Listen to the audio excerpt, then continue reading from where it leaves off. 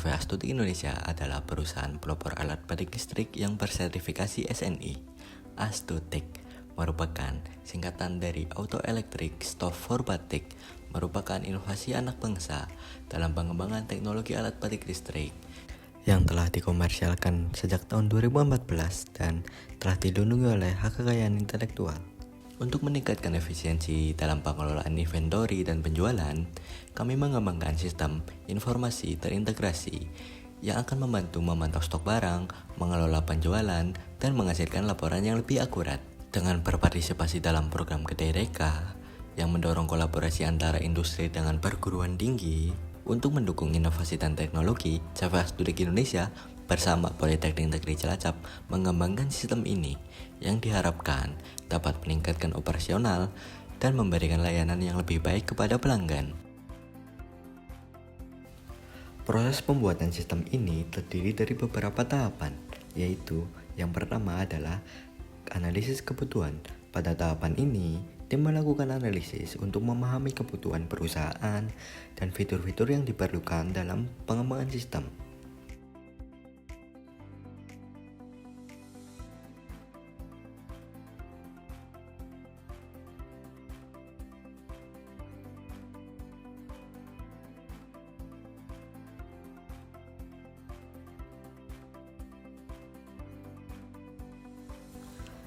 Yang kedua adalah desain sistem. Setelah kebutuhan teridentifikasi, tim merancang arsitektur sistem dan antarmuka pengguna yang intuitif agar nantinya sistem ini dapat berjalan dengan baik dan juga dapat memudahkan pengguna dalam menggunakan sistem ini.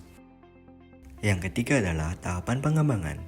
Dalam tahapan ini melibatkan pengkodean dan pengembangan sistem berdasarkan desain yang telah disepakati. Dalam hal ini mencakup front-end aplikasi sistem dan juga back-end aplikasi sistem yang dikerjakan oleh tim developer dari Politeknik Negeri Cilacap. Pada tahapan pengembangan ini, tim developer juga berkomunikasi dan melaporkan progres sistem agar sesuai dengan yang diharapkan oleh perusahaan.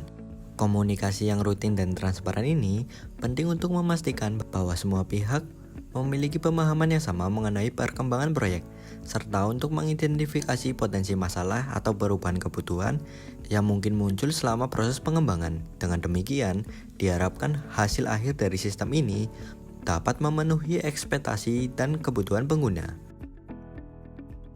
Yang keempat adalah tahapan pengujian sistem. Pada tahapan ini, untuk memastikan bahwa semua fungsionalitas sistem bekerja sesuai dengan yang diharapkan, kami bekerja sama dengan PT Elsada Media Group menerapkan dua metode pengujian, yaitu pengujian black box yang berfokus pada pengujian fungsionalitas tanpa melihat struktur internal, dan pengujian white box yang menganalisis kode sumber dan logika aplikasi secara mendalam. 810 diterima dan 73 ditolak. Itu ya, kemudian kami presentasekan untuk bisa menyimpulkan ya berapa persen. Ini totalnya ada 91,7% ya. Nah, ini kalau di grid ya, di tabel kelayakan interval 91,7% ini masuk kriteria sebetulnya sudah sangat baik ya. Tapi nanti tentu harapannya ini bisa diperbaiki supaya nanti kalau bisa 100% gitu ya. Artinya tanpa ada yang error ya di aspek fungsionalitasnya. Pada tahapan kelima adalah tahapan penerbitan HKI Sistem Informasi. Pada tahapan ini, kami melakukan pendaftaran HKI sistem agar hak kekayaan intelektual yang dimiliki dapat dilindungi secara hukum, mencegah penggunaan yang tidak sah, dan meningkatkan nilai komersial dari sistem informasi yang telah dikembangkan. Pendaftaran ini memberikan kepercayaan kepada pengguna bahwa produk yang ditawarkan memiliki keaslian dan inovasi yang terjamin. Yang keenam adalah tahapan pelatihan sistem. Pada tahapan ini, kami meluncurkan sistem yang telah diuji dan telah dilengkapi dengan panduan penggunaan. Kami melakukan pelatihan sistem secara langsung kepada para karyawan agar nantinya sistem ini dapat memudahkan mereka dalam menjalankan tugas sehari-hari, meningkatkan efisiensi, dan juga memaksimalkan manfaat dari sistem yang baru. Pelatihan ini dirancang interaktif sehingga karyawan dapat langsung bertanya dan berlatih menggunakan sistem secara langsung.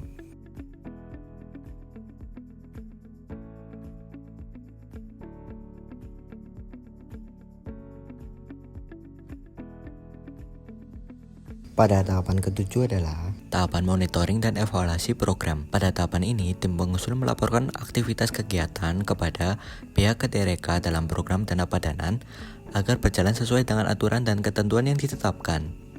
Proses ini bertujuan untuk memastikan bahwa semua kegiatan yang dilakukan telah sesuai dengan rencana dan mencapai tujuan yang diinginkan, serta mematuhi standar dan regulasi yang telah berlaku. Dengan adanya pelaporan yang transparan dan akuntabel, diharapkan program dapat dievaluasi secara efektif dan memberikan dampak yang positif bagi semua pihak yang terlibat.